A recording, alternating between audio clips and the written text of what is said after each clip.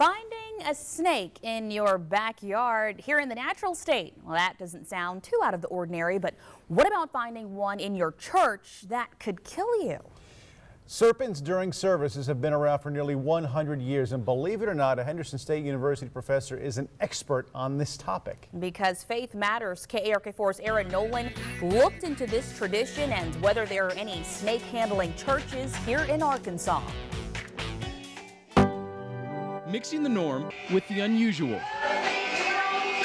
Serpent handlers would look at the ritual of serpent handling in much the same way that a Catholic would communion. Since the early 1900s, there's been a small group of congregations welcoming a religious reptile into worship.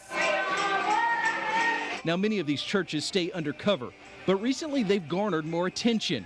In February, a Kentucky pastor died after he initially refused medical treatment following a snake bite.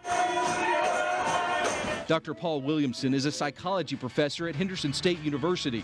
He's also co-authored a book about the practice of snakes in churches. From within their tradition, it is a normal act of worship and obedience to God. The scriptural backing can be found in Mark 16, verses 17 and 18. And these signs shall follow them that believe. In my name shall they cast out devils. They shall speak with new tongues. They shall take up serpents. If you look at that passage of Scripture, if you look at the plain reading of that Scripture, it can be interpreted as a mandate. Jesus said, "You shall do these things." And so they handle serpents out of strict obedience, not necessarily to test faith, as some critics would say, not to prove their faith, not to prove God, but primarily as an act of obedience. Dr. Williamson has seen hundreds of services. In fact, these are videos he took himself. He even has an authentic snake box. This is what they transport serpents to church in.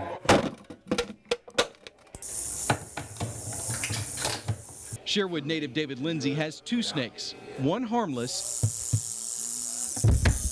the other not so much. How many guys, see have a rattlesnake? He's had this obsession with the reptile since he was a kid, but getting a deadly snake out to handle isn't quite as easy as it appears in some of these videos. This snake wrangling took about 5 very careful, calculated minutes. Just grabbing snakes without anything, precaution that it don't make any sense to me. Many times, snake handling churches are called charismatic or Pentecostal. David actually grew up in a Pentecostal church here in Central Arkansas. As for reptiles with worship there, if you did, it would have been an empty church. People just would have freaked out. I actually had several people in the church try to tell me how evil they are. They were cursed in the Bible. When David holds his peculiar pet, there's no deeper meaning. The connection is a connection between your skin and the scales. I don't know of anything spiritual about it at all. But according to Dr. Williamson, that's the difference between snakes for pets and snakes for worship. One person described it as like being on the mountain in the summer and you feel a warm summer rain come down and just drench you and cover you.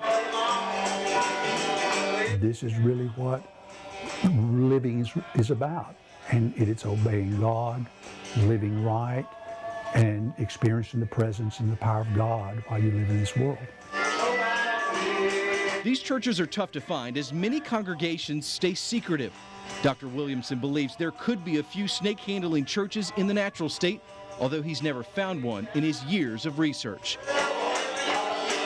A way to worship many of us may never witness or understand. In Little Rock, Aaron Nolan, KARK4 News. We have posted more of Dr. Williamson's videos of snake handling churches on our website. You can see more in a web extra on ArkansasMatters.com.